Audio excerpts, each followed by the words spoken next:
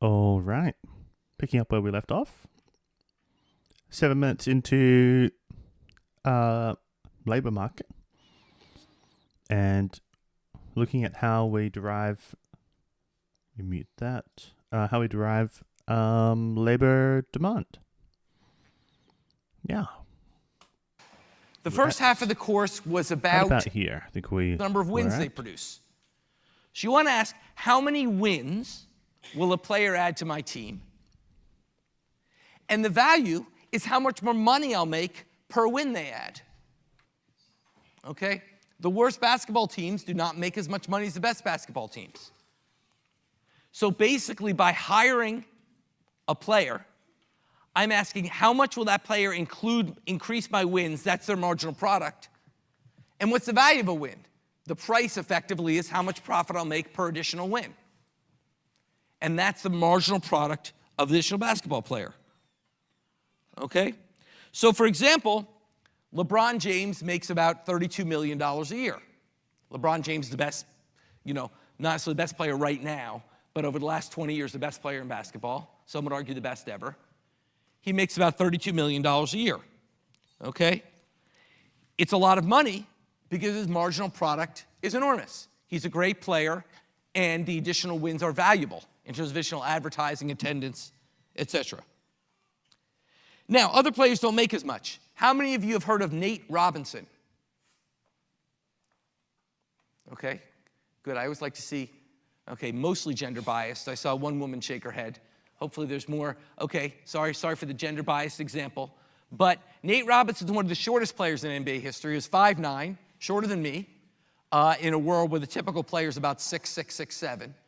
So he's one of the shortest players in NBA history, but an excellent player, played for a number of teams. Very exciting player, but no LeBron James, let's put it that way. By the end of his career, he wasn't great. He made about $2 million a year. Not bad, we'd all take it, but not LeBron James. Okay, he made about $2 million a year. Why did he make $2 million a year? Well, a win was still worth a win, but his marginal product was low. Nate Robinson contributed less to a win than did LeBron James. Nate Robinson then quit the NBA and went to play basketball in Israel. Israel's basketball crazy. They love basketball over there. They have their own league. In Israel, he was a superstar. He was one of the best players. He had maybe the highest marginal product in the league because he was so much better than the other players over there. He could massively contribute to wins. And his salary went down from $2 million to $300,000. Why? Well, his marginal product went up, but the value of a win went way down. Okay, if you add wins in the US, that's billions of dollars of advertising revenue or attendance revenue. In Israel, it's not such a big deal. So here's an example where marginal product went up, but the benefit of hiring him went down, and we call that benefit marginal revenue product. Marginal revenue product is the marginal product times how much it's worth. Nate Robinson in Israel was worth less. A ticket in Israel, the highest price ticket in Israel is $75. The highest price ticket in the US for a regular season game courtside for the Boston Celtics is about $2,000. Okay? So basically, there wasn't that much money made from basketball in Israel. So Nate Robinson had a higher marginal product. He had a lower marginal revenue product, which is why he was paid less. Okay, so that sort of illustrates the important distinction between marginal product and marginal revenue product. Okay? Questions about that? Yeah?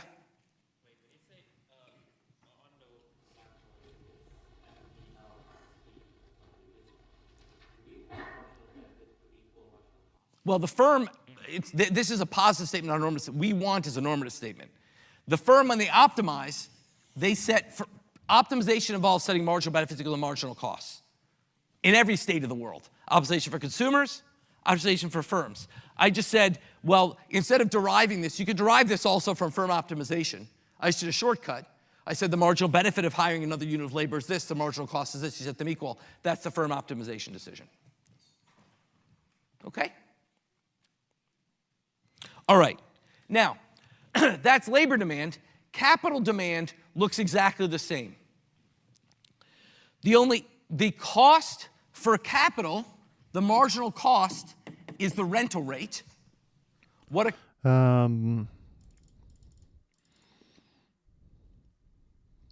Okay. Let me do this.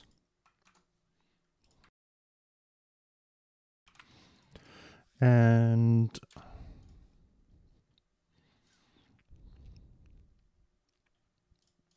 capital demand.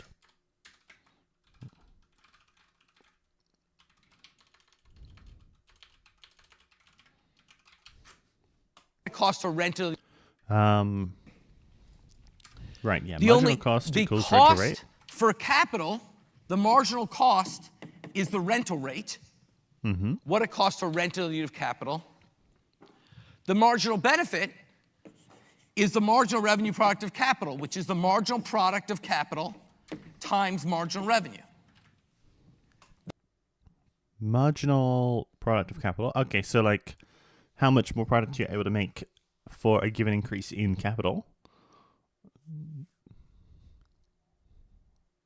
Multiplied by obviously how much you're being able to sell that for. And so then you just set MPK to MR, and so it's exactly the same.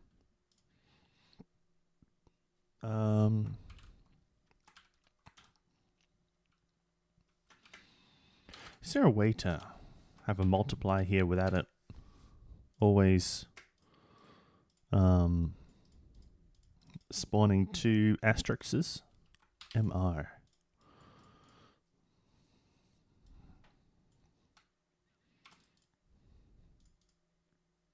Maybe I should just type in latex all the time.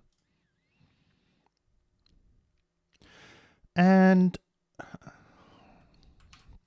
let me just review. So rental rate. Price of renting a unit of capital.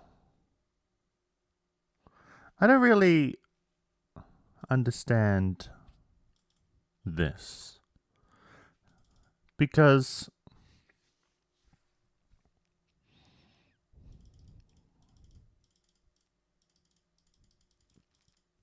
how are we differentiating between capital, like when you're, maybe we're not, like when you're paying for capital. So say you're buying, say you need a building for your, say you need a building, 100K, and there's a difference between whether you pay the 100K right up front or over in installments, or you're renting that. Maybe it's all the same thing. Like it all works out to be the same because, like, suppose you pay it up front. Well, then you can just average out the capital price over you divide your capital price by the quantity you're producing, and then that's that's the contribution of the capital cost to like the average cost per unit, right? Maybe I'm seeing rental here, and maybe it's being used slightly different. Because a unit of capital. Anyway, I don't think it's a big deal. But basically, like, yeah, it's just, how much is the capital costing per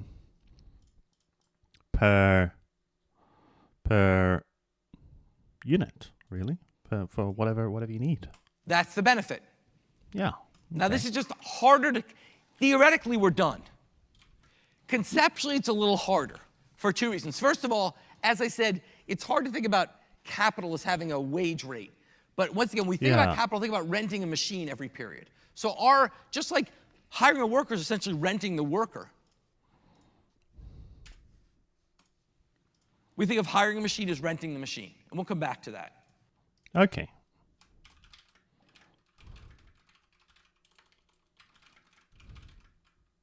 Okay. I mean, because, like, there'd be maintenance costs, like, but, like, I think this is more higher level thinking than like splitting it into upfront costs or like, you know, whatever rental agreement you have with some organization to pay for it, or, you know, paying for it in installments, something like that. I think this is something higher level.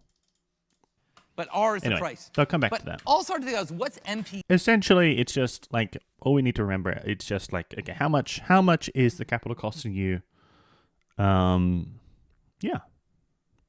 How much per like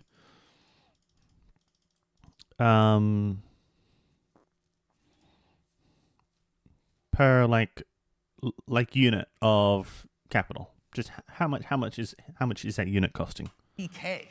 What's the marginal product of capital? Marginal product of capital is just how much more product, the change in product produced for the change in capital. Well, it's just what the next unit of capital produces in terms of outputs. Yeah. It's the same as workers. Yeah. It's just if you have one more incremental unit of machine that costs R, how much does that increment your quantity? Just like if you have one more unit of labor that costs W, how much does that increment your quality? So it's just like the MPL.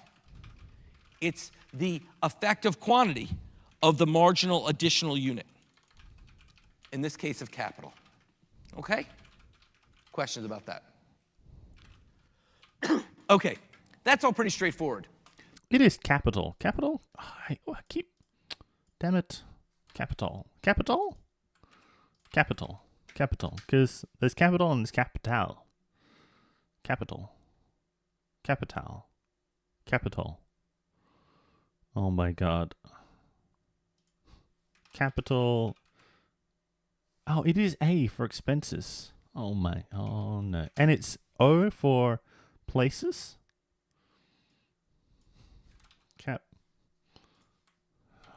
Capital definition. Crikey. Okay. A.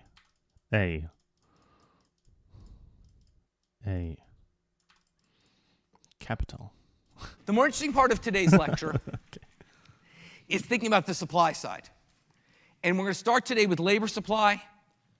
We'll do that for about a lecture and a half, and the next time we'll start on capital supply. So let's talk about labor supply. This is both some fun economics and some relevant economics, because you guys have to decide how hard to work. Labor supply is fundamentally your decision of how hard to work. Now, your decision has many components. There's whether you work, there's how many hours you work, there's how hard you work every hour, there's which job you take, lots of components.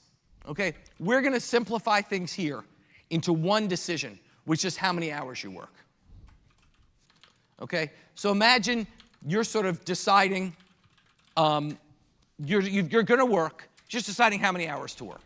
And we're also going to assume you can choose it freely. Obviously, in many jobs, you can't freely choose your hours. Your employer has a role. We're going to assume you choose it freely. Okay, so we're going to think about you, forget all the other decisions you make about what job you're going to take and how much effort you're going to put in. Just think about you deciding how many hours am I going to work.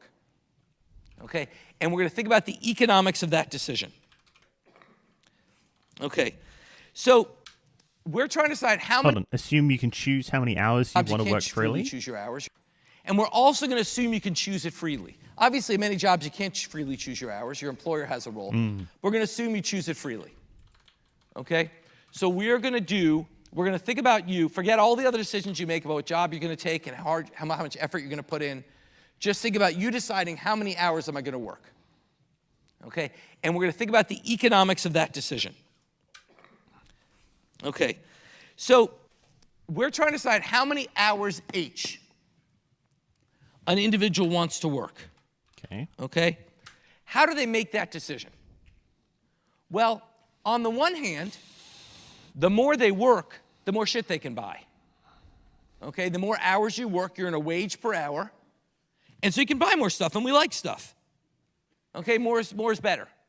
So on the one hand, we want to work more because we want more stuff. On the other hand, and here's what gets really hard at MIT, normal people don't like to work. Okay, we are not normal people here. Okay, most people actually think of work as a bad thing. I know, amazing, huh? Most people would rather not work. So the trade-off is, you'd rather not work, but by not working, you have less stuff. So the trade-off is a bad, which is working, against a good, which is stuff. The problem is, we don't know how to model that. We don't model tracing bads and goods. That's too hard. So we're going to use a modeling trick. And the modeling trick is we're going to define the complementary good to work, which is leisure. Leisure, we'll just call 24 minus h. You have 24 hours a day. The amount of leisure you take is 24 minus the hours you work. Is that an L or is that omega? No. What is it? It's probably just a L. By modeling leisure, if we solve for optimal leisure, then we just simply use this simple relationship to solve for optimal hours. Leisure? But it's hard to think this way. Because fundamentally, I'm asking how hard you work, but that's not what I'm going to model. I'm going to model how hard you party. Okay, I'm going to model leisure. Okay, and work is going to be residual we're going to solve for. I'm going to make the mistake occasionally of slipping into saying it's a choice of work. It's not. It's a choice of leisure. And if you don't think that way, you get the modeling wrong. The modeling is, because once we put in a two-good framework, we're back to consumer theory. We know what to do. We know how to trade off two goods. We're doing that all semester. So we have two goods now, leisure and stuff. Okay? And that's the trade-off we want to make. Okay? And that's the general modeling trick, is instead of modeling a bad, we model the complementary good. Yeah?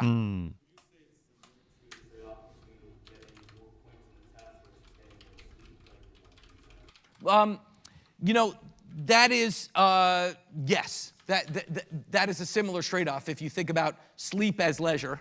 Leisure includes sleep. You got to sleep in this 24 hours. Sorry, guys, you do have to sleep in that 24 hours. So that's a similar thing. Okay? So basically, you have this trade-off. So basically, we are going to model this. Now, what that means is we need to model, we know how to model the demand for goods. We've been doing that for weeks. But how do we model the demand for leisure? So we're going to model the supply of labor by inverting it and modeling. Let me try this. Oh, there we go. What about if I just do L? Okay. Nice. Demand for leisure. And we know, and so we're going to basically take our standard model, and instead of trading off between pizzas and cookies, you're going to trade off between leisure and stuff. And that is figure 15.1. Figure.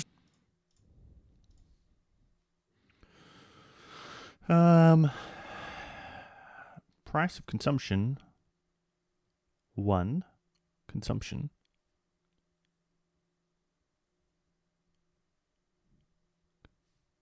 Leisure.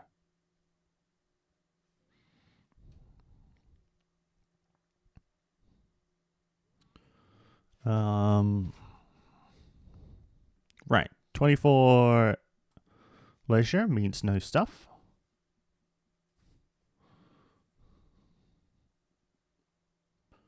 24, I guess W for work. 24 work.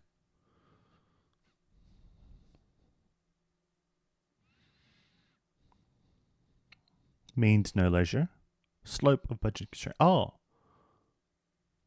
Slope of budget constraint minus negative W.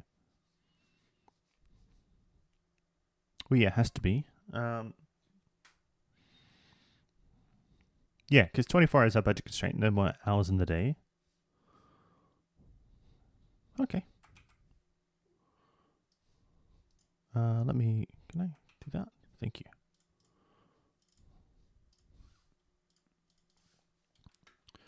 and it's called consumption.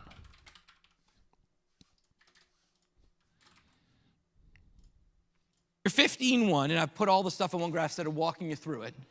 Okay, on the y-axis is consumption. Now, when I think of consumption as all the stuff you're going to consume. Your pizza and your cookies. Okay, on the x-axis is leisure. You have a 24-hour maximum, so you can take between 0 and 24 hours of leisure. So as you move to the right on the x-axis, you're modeling leisure. Of course, that means that hours, you move to the left on the x-axis. Once again, we're not modeling hours, we're modeling leisure. Hours we just get at the end. Okay? So you then have a budget constraint, which is you can take 24 hours of leisure and consume nothing. That's the x-intercept. Or take no leisure and consume 24 times your wage. That's the y-intercept. Oh. Intercept. Oh, wage. W is wage, right. Okay, and so...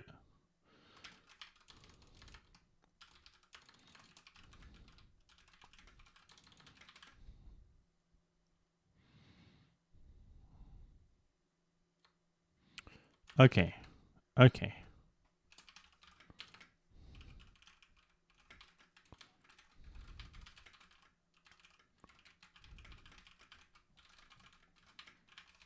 Right. Now, let me just make one point. The y-axis is vague. What is consumption? And I'm going to come back to something I mentioned earlier in the class. We have complicated multi-dimensional decisions. We do them sequentially. Earlier, I gave you income. Remember I said consumer theory is easier than producer theory because income is just given to you? Now I'm deriving where that income comes from. So the idea is you'd use a model like this to solve for your income, and then given your income, you go back to your cookies versus pizza model. So right now, you're solving for how much do I work versus how much stuff I have. Later, I'll decide how to spend my money on that stuff. Right now, I'm deciding how much I want to work versus how much stuff I'm going to have in total. Okay, so think of the sequential decision. We're now going back and taking that y that I gave to you and making a decision variable. Okay? So that is the budget constraint. What is the slope of the budget constraint? The slope is minus w. The slope is minus w. Okay?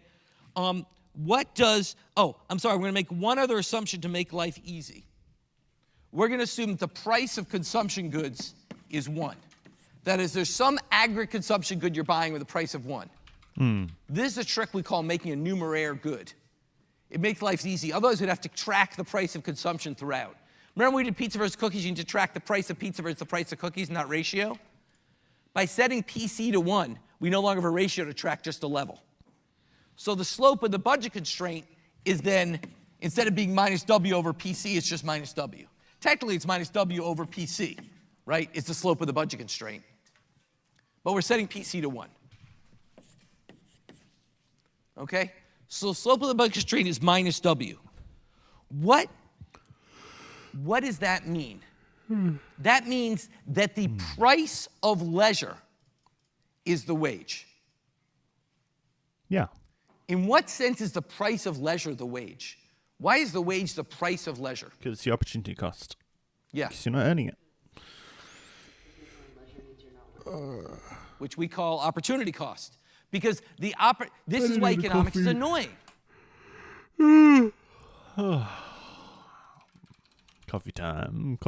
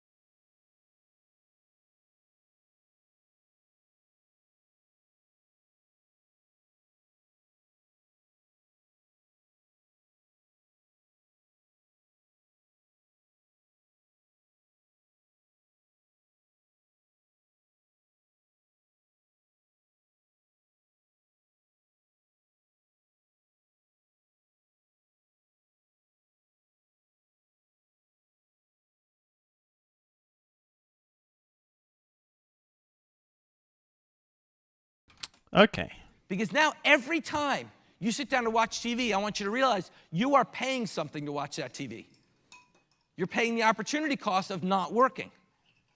Okay? Leisure has a price. The price is the wage, what you could have been making by working during that hour.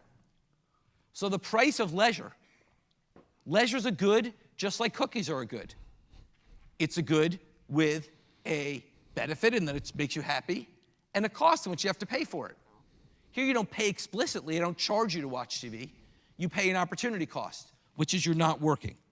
You could have been working instead. Okay? Questions about that? So that's your budget constraint. Now, against this, you'll say you have a well-defined utility function. We're going to define utility function as U equals F of consumption and leisure. That is, there's two things you care about in life: how much stuff you have and how much leisure you have. That's the two positive things you care about. You want leisure. Remember, this is not MIT. Okay, you want leisure. Okay, those are the two things you care about in life, and that's the trade-off you make, and we know how to then maximize this utility function. Okay, so for example, suppose we write this in our favorite form, square root of C times L. Let's say that's your utility function. What's your budget constraint? Well, your budget constraint is that your consumption, the total amount you spend on consumption, this is really consumption times price of consumption, but we set that to 1. Okay? Your consumption times the price of consumption, that's what you want to spend, equals 24 minus L times your wage. Yeah. This is what you're spending. This is what you're making. Remember, we're still assuming no savings. We said that early on. In this world, we're assuming people don't save. Yeah, no savings. So every period, you're going to spend what you make. This is what you make, 24L minus L times W. This is what you spend. Okay? So that's your budget constraint. Mm-hmm. Okay? We know how to optimize, we know how to solve this consumer optimization problem, which is we know that to optimize, you want to set the margin utility, the ratio of margin utilities, equal to the ratio of prices, or the slope of the budget constraint. Yep. So you want to set minus the margin utility of leisure over the margin utility of consumption equal to minus the wage. Once again, over the price of consumption, but price of consumption would normalize to 1. Okay? So you want to set the margin utility of leisure over the margin utility of consumption equal to the wage. That's the optimization condition. That's just back to pizza and cookies, guys. Same thing, instead of pizza and cookies, it's leisure and consumption. Okay? Given the square root function, we know how to solve this, which is we know that this ratio of margin utility is going to be minus C over L. So we can set minus C over L equal to minus W. To solve this, just plug in marginal roots. We've done it 1,000,000 times to the square root function. Okay?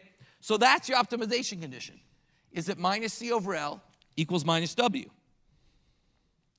Okay? We can then plug that into the budget constraint. Plug this into the budget. We have 2 equations and 2 unknowns. This is the budget constraint. This is the optimization condition. So it's 2 equations and 2 unknowns. We solve it, and we get that if we, for example, so we solve that, and we get that leisure, in this case, right, we get that leisure equals 12. The amount of leisure does not depend on the wage for this particular functional form of utility. It's generally not true. Leisure will generally depend on the wage, but for this particular model, it doesn't. So we get leisure equals 12. You take 12 hours of leisure, and consumption.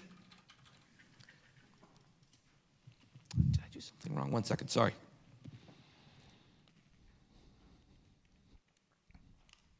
It equals 12W. Yeah, that's right. Leisure equals 12. So for this particular case, you always choose the same amount of leisure. He should have a slide, pull down little slideshow thing operated by his TA here. Leisure. And because I think he's having a hard time reading sometimes the small consumption, letters. therefore, is 12 times W. So you take 12 hours of leisure, you work 12 hours, and you get 12 times W in consumption. that's mathematical. We can see it graphically in figure 15.1. You have an indifference curve, which is the ratio of margin utilities, where that is tangent to the budget constraint. This is all just going back over Is that 12 hours of lecture leisure 1 and 2, I think. and 12 W Basically. consumption. That is your optimal choice. You're done. How hard do you work? Well, we have this equation. You work 12 hours. But we didn't get to that till the very end. We only cared about leisure through the whole model. Okay? Question about that optimization. Now, what happens if the wage rate changes? Well, we can't understand that without coming back and thinking about income and substitution effects. Okay? To understand the effect of a wage rate change, we need to come back to income and substitution effects. And to do this, this is sort of an uninteresting case because this doesn't leisure depend on wage. I'm going to now move to a different case. I'm not going to do the math so graphically where leisure does depend on wage. So now we're going to come back to how do consumers react when a price changes? Well, we know consumers react when a price changes. There's substitution income effects. So let's go to figure 15.2. We have the original budget. Income and substitution effects for labor supply. Income doesn't dominate. Okay, so we start at L1 and consumption 1.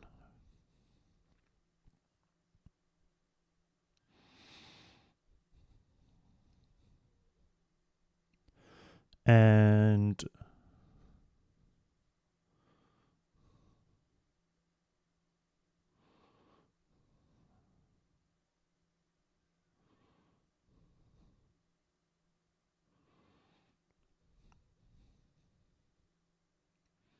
wage 1, wage 2. Oh, okay. Okay, so this is...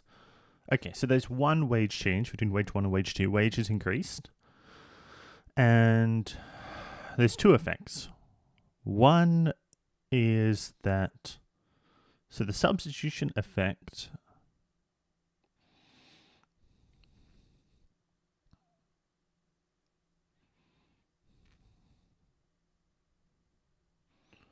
means, well, I mean, obviously we're substituting leisure for wage because of the increased wage.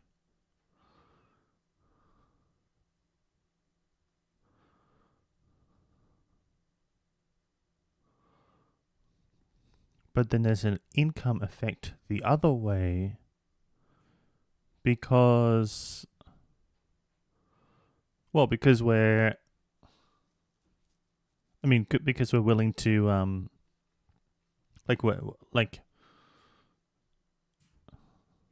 because of the diminishing marginal utility of the increased wage, right? Okay.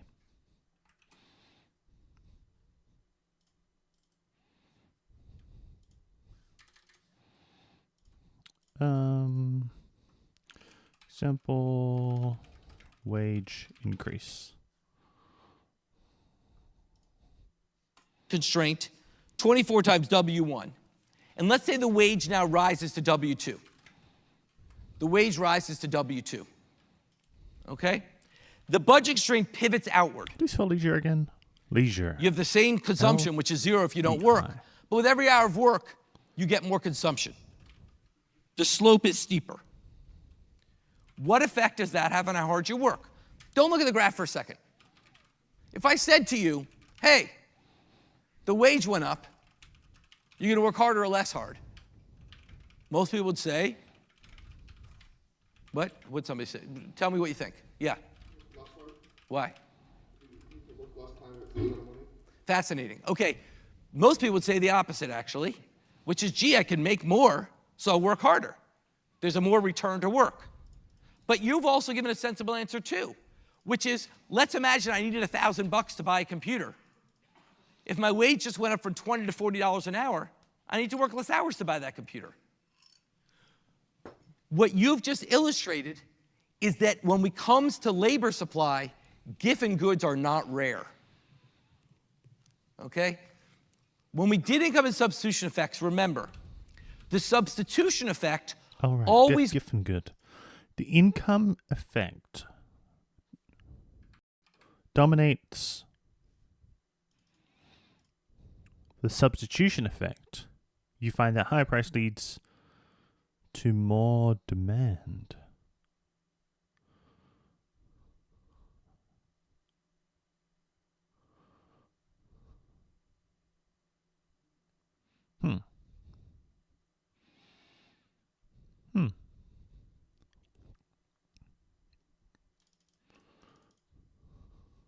Went the opposite direction of the price increase. Okay? The income effect depended on whether the good was normal or inferior. Now, that's not going to be true. The substitution effect now, for leisure, will always go the direction of the price increase. The substitution effect now, for leisure, will always go the direction of the price increase. Why? Because a price increase, the substitution effect will still go the opposite direction of the price increase. The substitution effect still goes the opposite direction of the price increase. So let's do the substitution effect. The price of leisure has gone up. Okay, so let's look at this graphically. The price of leisure has gone up. Oh, right, Why? because the wages you increased. give up more by having leisure. Right. We can do the substitution effect, remember, by drawing the imaginary budget constraint, BC prime, that is tangent to the original indifference curve, but at the new price ratio. And what you see is the substitution effect is negative, like it always is. When a price goes up, you want less of something. Substitution effect is always negative. When a price goes up, you want less of something. In this case, the price of leisure went up, you want less of it. And that's the standard intuition many people have. Most people, if you say if you can earn more at work or work less hard or more hard, people say I work more hard because, like, I get more return for my work. But the income effect now goes the other way, even if leisure is normal. Before, to get the income effect to go the other way, we need pizza to be inferior. That's not true anymore. Why? Because think of what the income effect does here. The income effect is as the wage goes up, I'm richer. When I'm richer, I want more of all normal goods. Leisure is a normal good, so I want more of it. Oh. So if leisure is a normal good, as is for everyone except MIT students, then as your income goes up, you want more of it. So here the income effect offsets the substitution effect without having a weird case. You don't need to be ramen. You don't need an inferior good. For a normal good, the income effect offsets substitution effect. And that's why we learned the fucking income and substitution effects. They're a pain in the ass, so like it didn't matter for consumer theory, right? Because I said there are no Giffen goods. That's why we learned them, because they do matter when it comes to factor supply. Income and substitution effects do matter. So in fact, it's natural that the income and substitution effects offset each other. Let's once again review what these effects are. The substitution effect is, gee, every hour of work makes it more costly to sit at home, so I'm going to work more. The income effect is, wow, I'm richer now, therefore I want more of all normal goods. Leisure is a normal good, so I want more leisure, so I'm going to work less. And the best intuition, I find that effect very hard to understand. I think the best intuition is what we call the target income model, which is what I use in the example here. Imagine you just simply want to work hard enough to buy X. You have a target income. In that case, by definition, a higher wage causes you to work less hard. That was the intuition that was given here. That was a target income intuition. That's the income effect dominating the substitution effect. So whether a higher wage leads you to work harder or less harder, or in terms of the model, leads you to take less leisure or more leisure, will depend on the relative size of the income and substitution effects.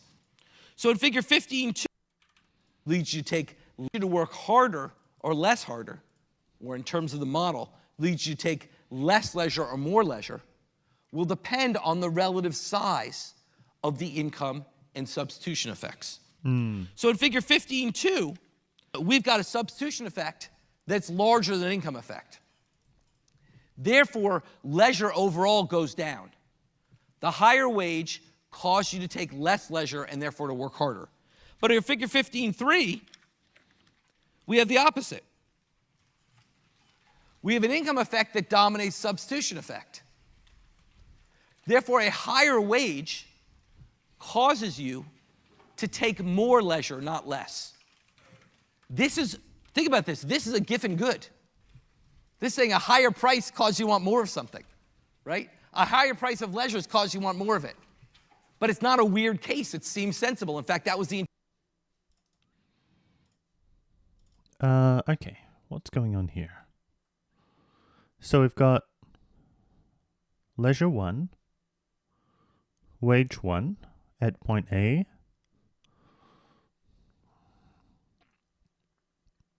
wage increases,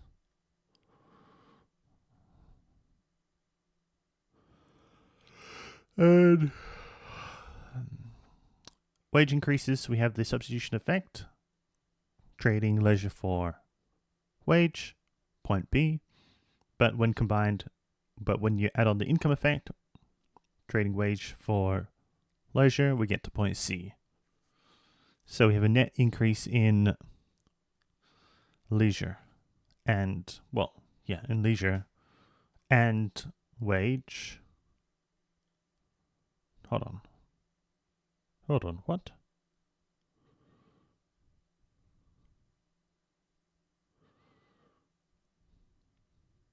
An increase in leisure.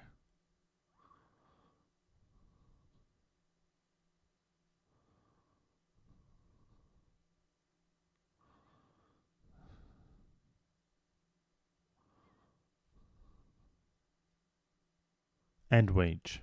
Yeah. Of course, because the wage has gone up. Okay. Okay. Intuition that was given to me first. So here, Giffen goods are not rare and mythical.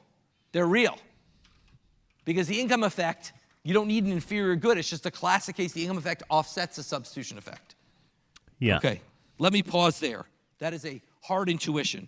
And let me see if people have questions about that. No. Okay, so here's the key point. If substitution effects dominate, then a higher wage leads to less leisure. Yeah. So therefore, if we translate that to a leisure demand curve, that translates to a downward sloping leisure demand curve. Demand curve slopes down, right? So if you've got, I put the handout, but if you've got a leisure demand curve, where here's the amount of leisure, and here's the price of leisure, which is the wage, then it slopes down. Okay? Basically, the higher the wage, the less leisure you want. Yeah. But we don't care about leisure in the end, we care about labor. This translates,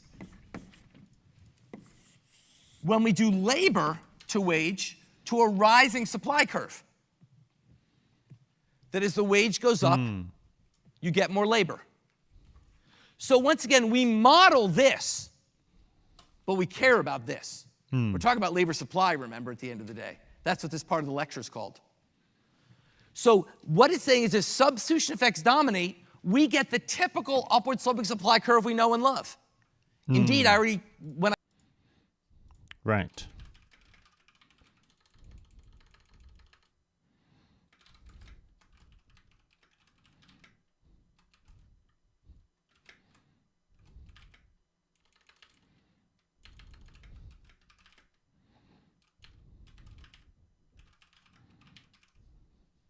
when we talked about labor markets before, that's what I assumed. But in fact, that doesn't have to happen. If income effects dominate, then in that case, if income effects dominate, you're going to get a downward sloping demand. If income effects dominate, you get a demand curve that looks like that.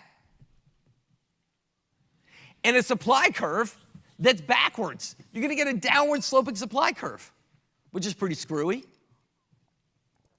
But that's the implication. If income effects dominate, then higher wages lead to less work. which is pretty crazy. Okay, even though it was the initial intuition, we're just used to upward sloping supply curves in this class. This would end up with a downward sloping supply curve. So in reality, we've got quite wiggly curves. Because in reality, it's generally gonna start upward sloping. Well, for this one, downward sloping. But then, depending on the good, like if there's good where, like, if you just want to have a target income, then it's gonna go all wiggly. It's gonna go from at a certain threshold, it might go flat or upward sloping. I'd have questions about that. Okay, so this is really, really important, because fundamentally, one of the key policy issues in America is about how much workers get paid. For example, should we tax work? Is it this one? No. D? No. E? Control Alt E. 5. No, 6. 6. Boom. Oops. No. Delete. Delete. Delete. Damn. What is delete? 0? Okay. 6. Oh no, let's just draw it. 7. Delete.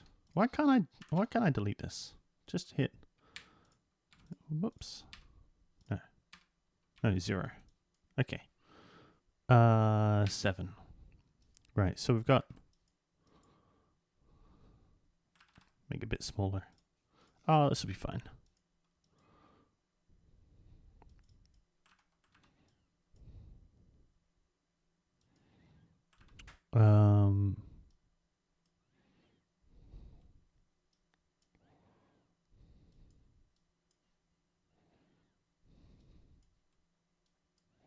Oops.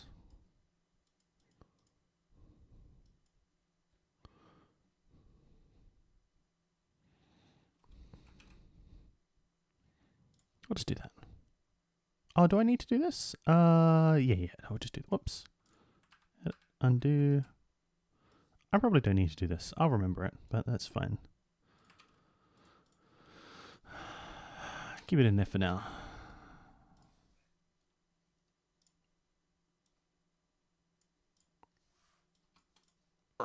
Should there be a minimum wage? What about unions? That's all about how much workers get paid. Well, it's sort of hard to evaluate that issue if we don't know what effect that's going to have. If paying workers more is going to cause them to work more hard or less hard, that's pretty fundamental to understanding the implications of raising the wage. So what do we actually know? Well, the evidence is actually fascinating. What do we know about labor supply? It's fascinating. What I'm going to do to understand this is I'm going to talk about two groups. Prime age, that is like 25 to 64-year-old married men and married women. Obviously, other groups in society. Let's just focus on those for a second. I want you to start by casting your mind back to 50 years ago, when I was a kid. When I was a kid, almost every prime age man worked, and fewer than half prime age women worked. Okay? It was a very different labor market than it is today. Okay? So what I want you to think about in that world, I want you to think about and intuit the size of substitution and income effects.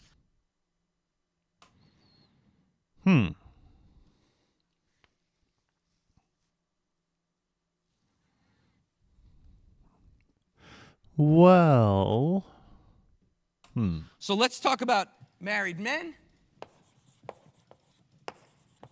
and married women. And let's talk about their substitution effect and their income effect.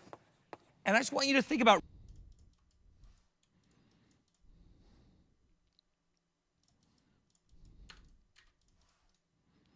what am I doing? Insert table.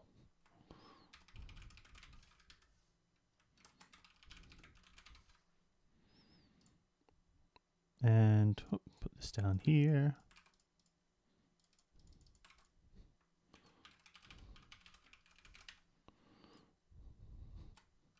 Income effect. Relative sizes. So let's start with the substitution effect. Who do we think would have a bigger in the world of 50 years ago, the typical sort of sexist world where men were the breadwinners, women still work, but much less than men. Who do we think had the bigger substitution effect? Well, men. And why? And 50 years ago. Think about what drives the substitution effect. Because they want to be the provider of the whole answer. family. If we're, I mean, this is me basing this all off of TV.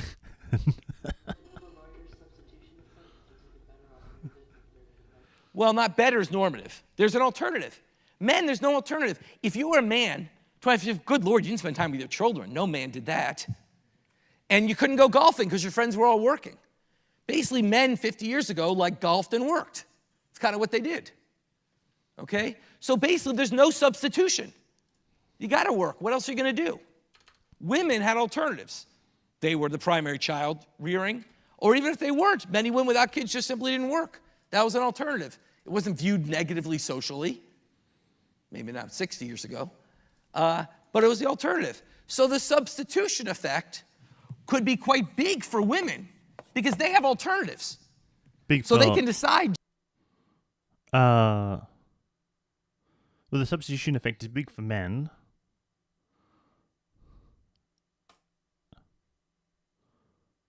Well, is he not talking about direction, is he? I mean, the substitution effect directionally... G, when the wage goes up, that makes leisure more expensive, might want to work more. Whereas the men, they were already working. There wasn't a lot of decision to be made. Yeah. Oh, women, sorry. That's backwards. Small, big. Okay? Yeah. Okay? I mean, if we're just talking about in the direction, if the substitution effect is in the direction towards more work. Now, here's an even harder one. What about the income effect? I'm not going to ask this one because it's hard. Well,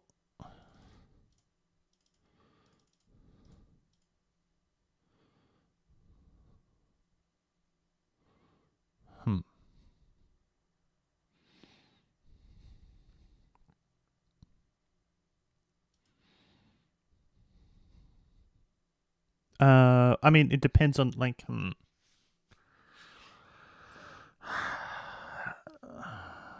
But if in general, what would the average? I mean, I don't know. I don't know if the average man would want to work more or less if the income effect is income tricky increases. Because the income effect is not just how responsive your work is to income, but it also depends on how much you're already working. If you're not working, if you are not working, then there's no income effect.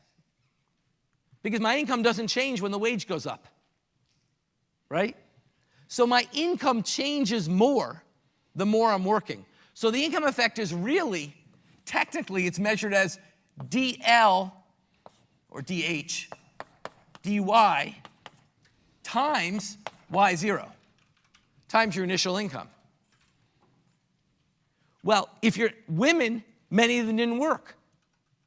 So they had a small income effect. Men, they worked, so the income effect was bigger. Now, maybe not big, but bigger. Income? So you might say here the income effect is bigger. Because women didn't have an income effect because they weren't working. Why? So you've got a situation where men have, I did this wrong again, shit, bigger. Okay, so we have a situation where men have a small substitution effect and plausibly a bigger income effect. Why would men have a small substitution effect?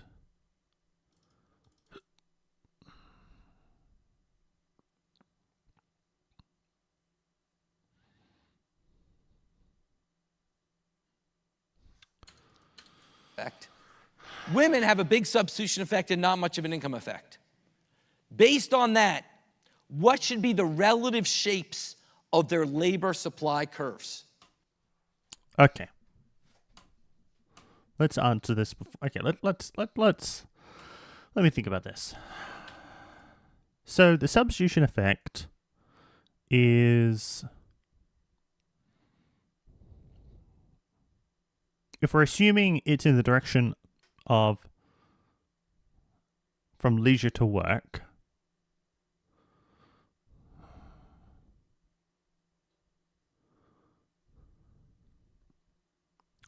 oh, I guess it's small for men if you assume that at the time they were pretty much working all the time anyway. So like if we assume that they're basically working at capacity already, 50 years ago being the main breadwinner, working 12 hours a day, whatever, right? Then, well, you can't, there's only so many hours in the day, and so, maximum maybe you could increase it to, like, over the long term, like 15, 16 hours. Gonna need some time to sleep. At least, for a short period you could do more than that, but, like, for long term, 14, 15, 16 hours.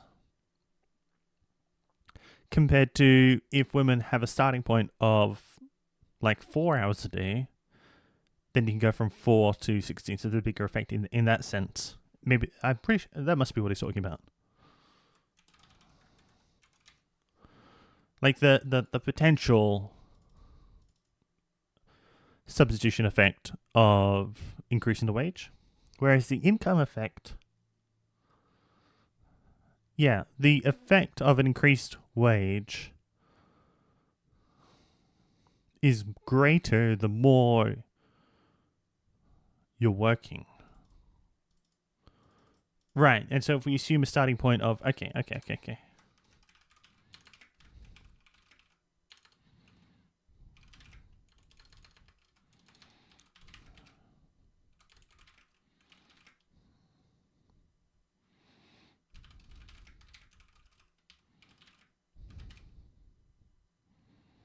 Half time.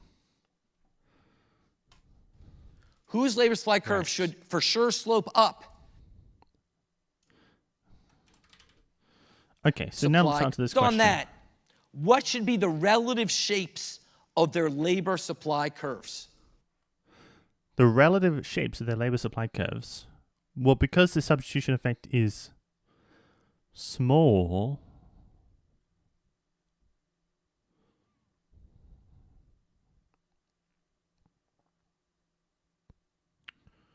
of their labor supply curves.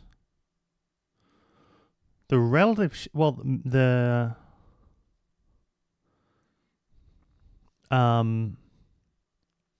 for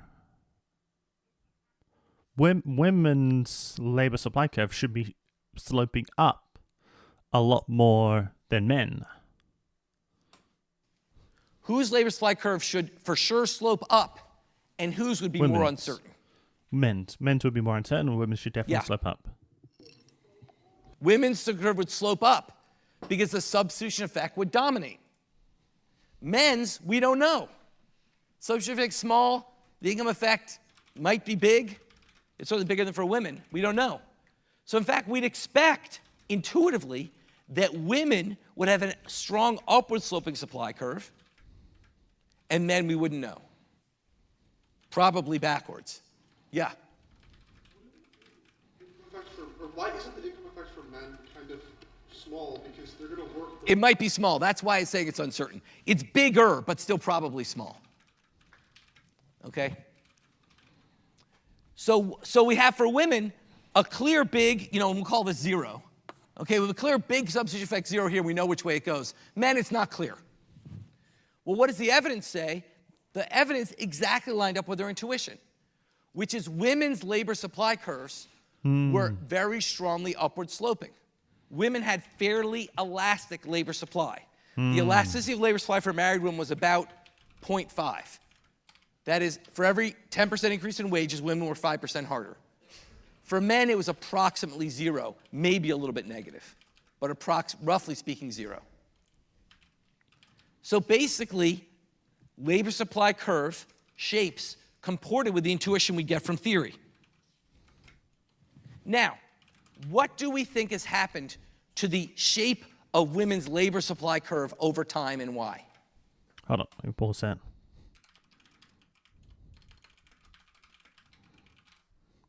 What was the question?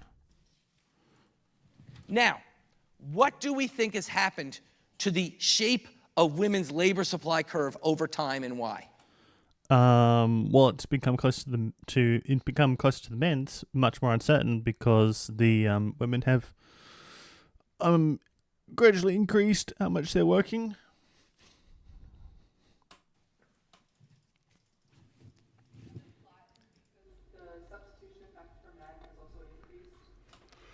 Okay, you sort of skipped to men. Let's focus just on women. What's changed for women? They have less domestic responsibilities because they share it with men. Right, but does that make their substitution options better or worse? Are women freer in some sense or less free to decide whether to work? I wouldn't say so. I mean, certainly female labor participation has gone up from less than 50 to 80%. I would say if you ask many women who work, they wouldn't say they do so because it's free. They'd say do so because they need to. The family needs the money, or it's just women's work has become in some sense like men's work. It's sort of socially unacceptable just hanging out at home if you're a woman, like it was socially unacceptable for a man. So in some sense, their substitution effect's gone down because it's become more like men. They basically now working is sort of the default. The women in this class all expect to go to work when they graduate. That was not true 60 years ago. Maybe here at MIT, but not most places, okay? So there's sort of not much of a substitution effect because you're gonna work. Likewise, your income effect has gone up because now you have income. So women's labor supply curve has gotten steeper. Their labor supply looks more like men. The amount they work looks more like men, so their labor supply curve looks more like men. Now, let me come back to that answer, because part of the reason why is that you're wrong about one thing. You might think, well, gee, then men's labor supply curves must be getting flatter. But they're not, because men still don't take care of the kids. Okay? So basically, women work hard and men work hard. The difference is the kids are now in childcare. Okay? Right. So your intuition, which is, gee, women and men will trade off, men will become more flexible, that's wrong. Women became more inflexible and men stayed inflexible. Okay, and the difference is growth in childcare. Okay? So basically, it's a fascinating, your intuition of what happened to women, and once they give you the man fact, you sort of get the intuition of why women's labor supply became more inelastic, became more vertical. But partly it's because men's didn't adjust either. And we're now in a world basically, in almost all couples, both partners work. Okay? Questions about that? Okay. I want to end with an interesting application from one of my really favorite interesting empirical studies in economics, which is thinking about free trade. We haven't talked about trade yet. We'll come to that in a few lectures. But I'll use some basic intuition and the impacts on child labor. Now, what I want to do is I want to set up the problem, but I don't want to rush, so we'll solve it next time. So Andrew, let's have these last couple diagrams be the first couple diagrams in the next lecture's handout. So I want to set up the problem, but I don't want to rush to solve it because it's a really important intuition. Okay? A common criticism of free trade is that it will induce child labor. People will say, gee, if there's more free trade, that means countries are going to sell more stuff. That means kids are going to have to go to work. And that's a major reason to not allow free trade. So we can actually analyze that and show whether intuition may be wrong. To see that, let's talk about the country of Vietnam. I was just in Vietnam this spring. Before the early 1990s, Vietnam could not export its main crop, which is rice. because there was all these, because war was going on, the US was still mad at Vietnam, there was a lot of barriers. So Vietnam could not export its main crop, which is rice. So let's look at figure 15.4 to show what effect that has. And also Vietnam also wouldn't let farmers export rice. It wasn't just other countries who didn't want it. Vietnam wouldn't let it be exported. Vietnam said, no, we need the rice here for our people, we won't export it. So the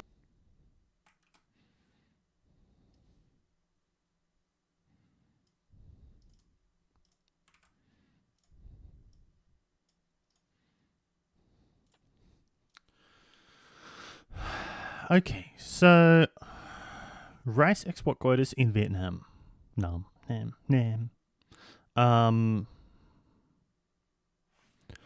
Quantity 1, quantity V, price V,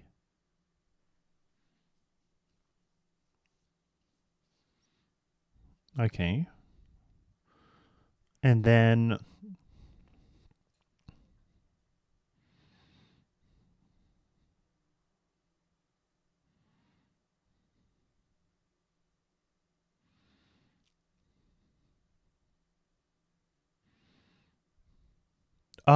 because V is Vietnam and W is world. Right, and so because the demand is increased, everyone gets, and everyone gets, every rice farmer in Vietnam gets richer because they can sell more rice and at a higher price. Seems pretty based. Seems pretty good. rice market in Vietnam is described in figure 15.4. On the x-axis, you have quantity of rice. On the y-axis, you have the price. You have a supply of rice. That'll be unchanged in this example, S sub V. That's the domestic supply of rice in Vietnam. And you had a domestic demand for rice. That's D sub V. And the government said, we cannot... I mean, couldn't the government be, if the government was worried about rice for its people, like having enough to feed its own people, couldn't they say, look, you can, as long as you meet some national quota, as long as there's enough in the national storage, then we can sell the excess, right? And so you can have kind of the best of both worlds, right? I mean, that's what I do I'm getting absolutely destroyed in a city simulation game called Songs of Six, and that's what I'm doing. You can set thresholds of stock of an item that you have to maintain before you start exporting that item, and so basically my goal is just to sell off any excesses. export rice. So what that meant was the rice market will be forced at equilibrium at that quota line at a quantity QV and a price PV. Yeah. That would be the government enforced equilibrium. Okay? What happened after 1989 is they let Vietnam export rice, and in particular after 1994, when the US normalized relations with Vietnam, they could export rice to the US. What happened was that led to a massive increase in demand for rice because the rest of the world now wanted cheap Vietnamese rice. That shifted out the demand curve from DV to DW. Now it's the world demand for rice. Yeah. Okay? Shifted out from DV to DW, which meant that Vietnam now produced more rice at a higher price. And the criticism is, well, gee, to produce more rice, you need more labor. And a lot of that labor comes from kids. Right. And we see that criticism in a diagram in figure 15.5. I think I will get through this now. Oh, okay.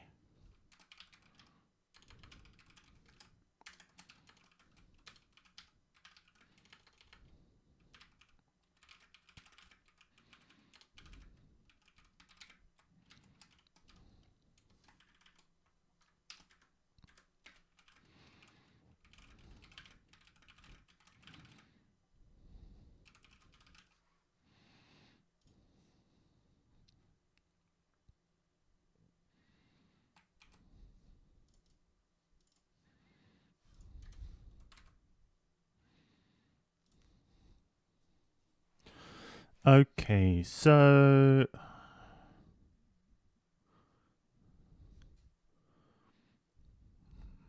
demand 1, Vietnam.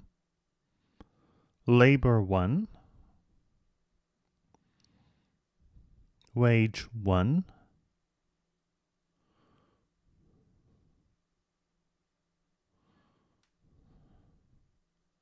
Well, demand 1 when you're just selling internally, and demand 2 is when you're selling globally. Now,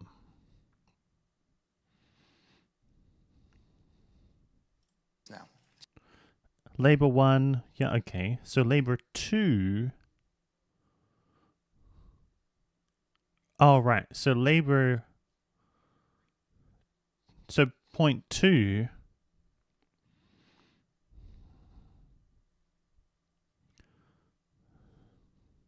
We've increased the wage because the price per rice has increased because of the increased demand.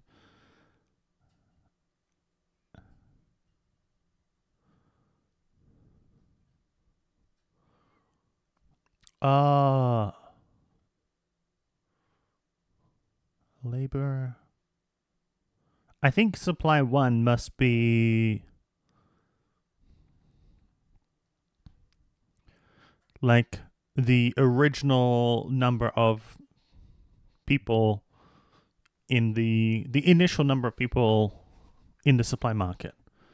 And so saying, look, point 2 is saying maybe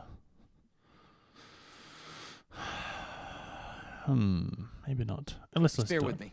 Might go 1 minute late. Figure 15.5 is a diagram for child labor in Vietnam. On the x-axis is the amount of child Oh, it's all child. This is all right, because this is all children. labor. On the y-axis is the wage.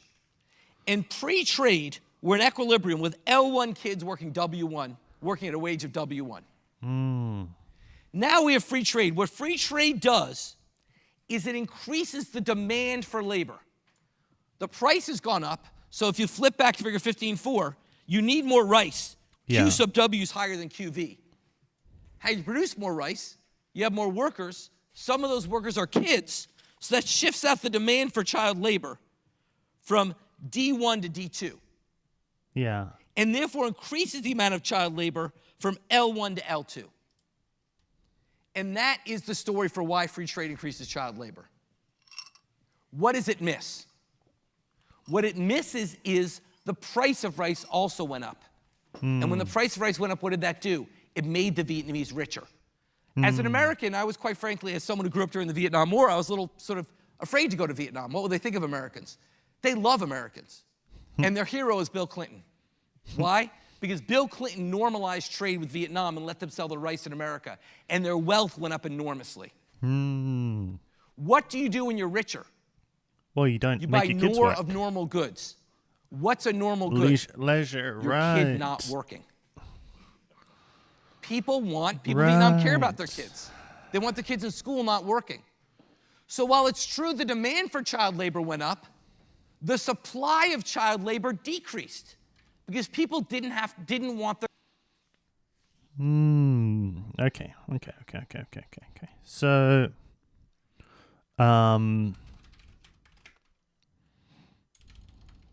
so,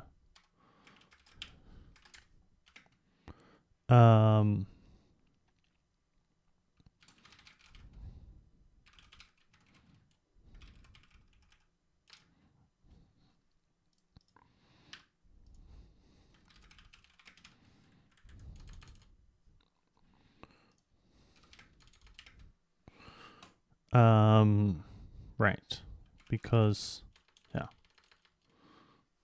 Well, supply of child labor increased due to increased demand, but then 2 to 3 or 4, supply of, well, this is labor.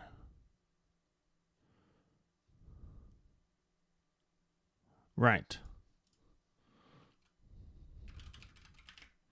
Decreases.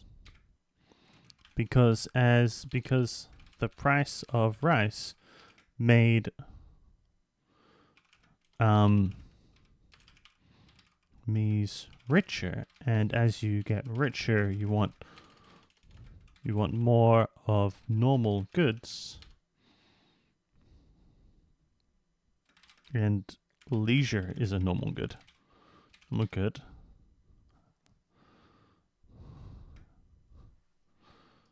Leisure, as in child not working, is a normal good. Interesting. Their kids to work. So there's an opposite inward shift of the supply curve. Right. And indeed, if that shift was And so really the question is, well, I mean there'd be lots of questions, but the for this at least the question is the net effect of free trade increase or decrease in child labor? So is 0.4 less or greater than 0.1? Because I mean, it need not always be lesser, right? big enough, you see a shift from S1 to S2. If it was big enough all the way to S3, child labor could fall. In other words, even though there was more demand for child labor, the Vietnamese were so much richer, they said, we don't want our kids to work. So there's an increase in a reduction in child labor supply that offset the increase in demand. And you could actually see child labor falling. For a given free trade, or for a given trade policy, what is the net effect on child labor? There was a careful empirical study done of trade liberalization in Vietnam, and it found exactly that. I wonder if we can. That'd be cool to read. Trade. What is it? Careful empirical study done of trade liberalization in Vietnam. Liberalization. And it found exactly that freer trade led to less child labor, not more. A fascinating example how you can use basic economics to overcome a sort of what you might think is an easy intuition. All right, I'm going to stop.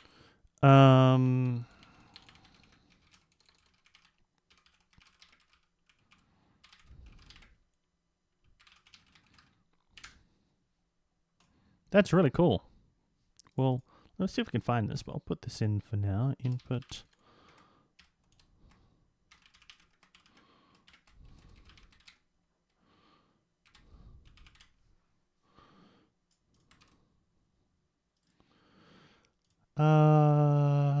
Does globalization increase evidence for Vietnam? Boom.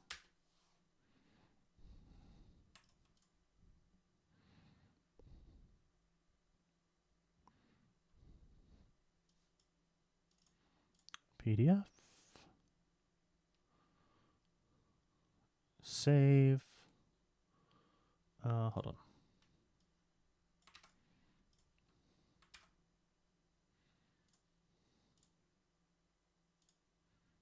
Save. Let me save it. Oh my god. Save. There we go. Okay, where is this going to sit? This is going to sit in documents.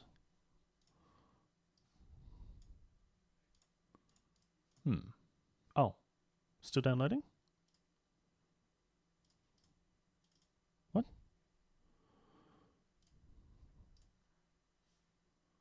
Oh, that worked.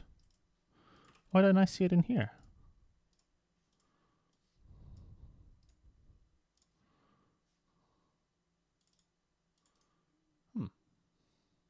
Oh, maybe I need to... Did I not...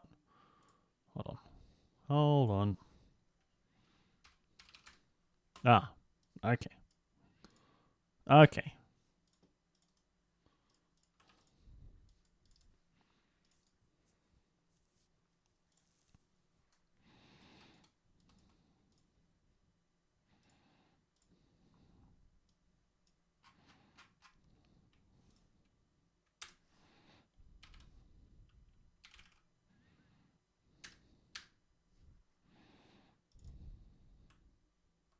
We'll just read the abstract and conclusion.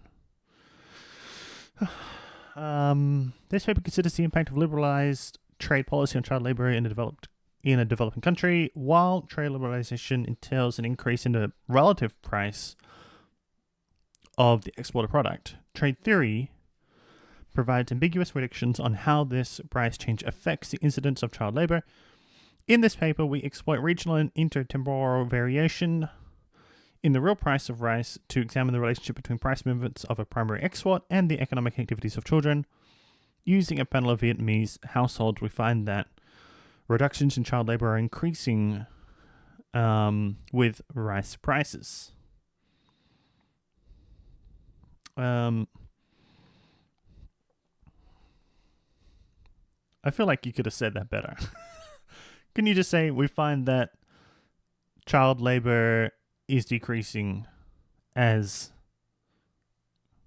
rice prices increase, but reductions of child labor are increasing? Yeah, okay, whatever. Declines in child labor are largest for girls of secondary school age, and we find a corresponding increase in school attendance for this group. Overall, rice price increases can account for almost half of the decline in child labor that occurs in Vietnam since the 1990s. Wow. Greater market integration, at least in this case, appears to be associated with less child labor. Our results suggest that the use of trade sanctions on exports from developing countries to eradicate child labor is unlikely to yield the desired outcome. But yeah,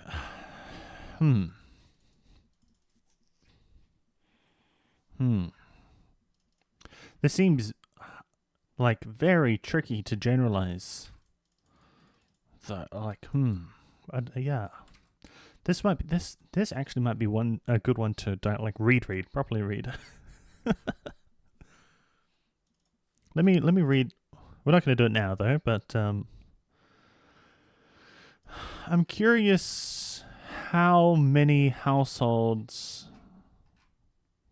Hold on.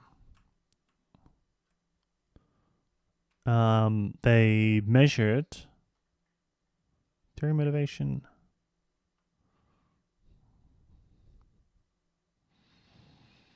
And for how long? 4,000 household panel. Jeez. Spanning the period of quota changes. Wow.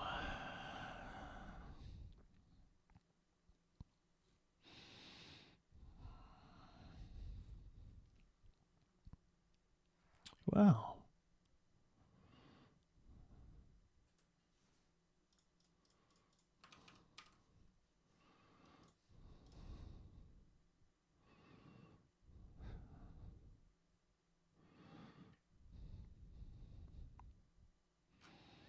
Okay. Let me see the discussion. Like, I'm curious to see how confident they are in like saying like similar policies or whatever.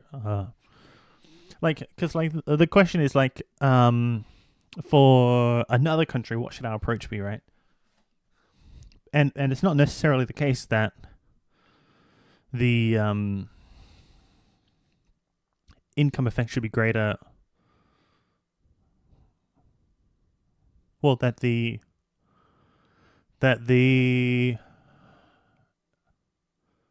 net effect should be a decline. Is this a conclusion there?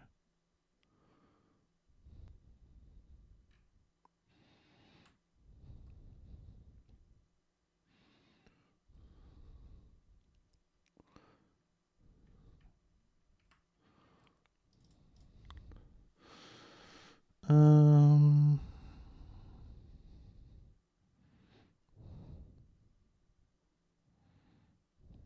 30% rise in the relative price as experienced in Vietnam is associated on average with a 9 percentage point decrease in child labor.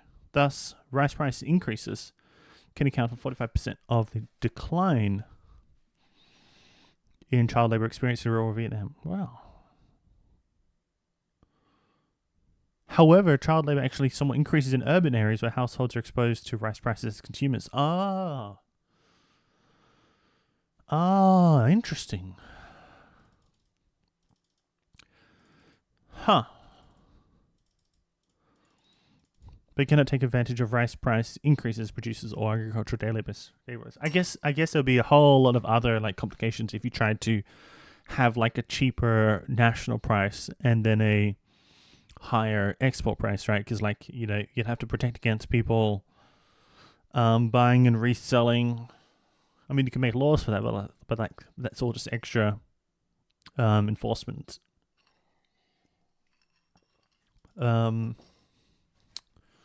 Cost.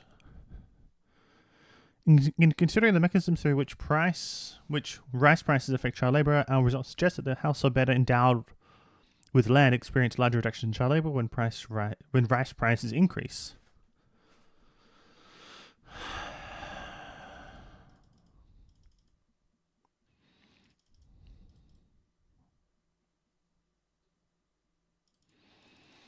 Okay. This study has several implications for the policy debate on globalization and child labor. First, the increased earnings opportunities associated with globalization for children working in export-oriented sectors do not necessarily lead to more child labor. In the present case, households appear to have taken advantage of Second, many globalization opponents and trade policy makers advocate that higher-income countries employ trade sanctions to force domestic policies in poor countries to eradicate child labor. These trade measures likely lower the price of exported goods. So our results suggest that sanctions could instigate more rather than less. So it'd be interesting to see how many like follow-up studies there are on different countries.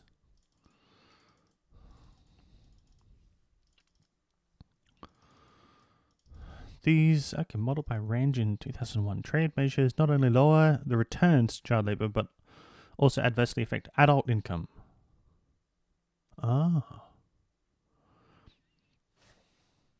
Third, the impact on child labor of punitive trade sanctions against the country's export depends on the distribution of the resources used in production of the exported good. In the present case, rice production is so widespread, right, in Vietnam that that the lower prices of the exported good associated with trade sanctions would affect most households. It is possible to imagine a world where production was so concentrated that the costs of any such sanctions were restricted to a relative minority.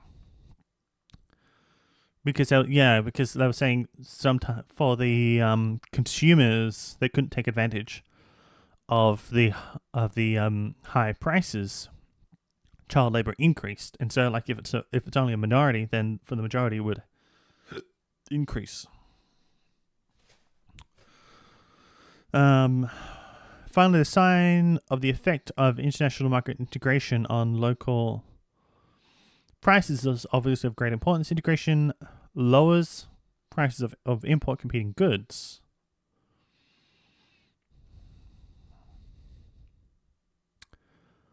Import competing goods. What are import competing goods? Import competing. Hold on, let me keep reading. And it might have different implications for child labor in households associated with the production of an import competing good. As in, for other countries, a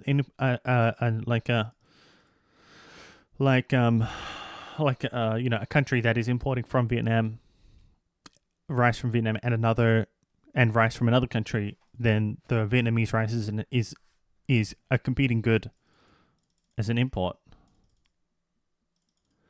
or is it? I'm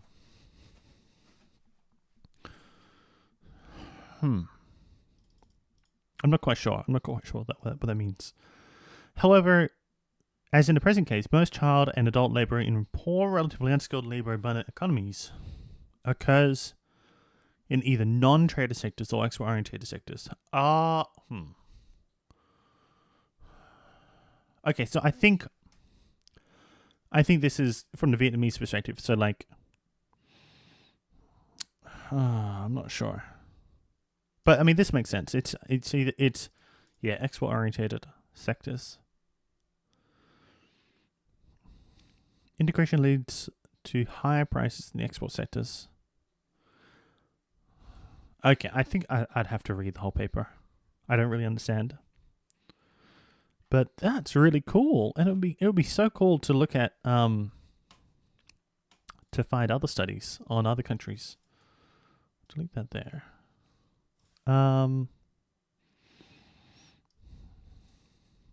Maybe I could make a video on this one as well. Read. Oops. Find other studies on other countries. Well, up to date. Really cool. Okay. That was great. That was great. What a great lecture. And tomorrow or the next day we'll do labor and capital. I might need to spend a week or so just condensing and summarizing parts, finishing off my core notes section. But yeah, that's really, really cool. Great. That was fun.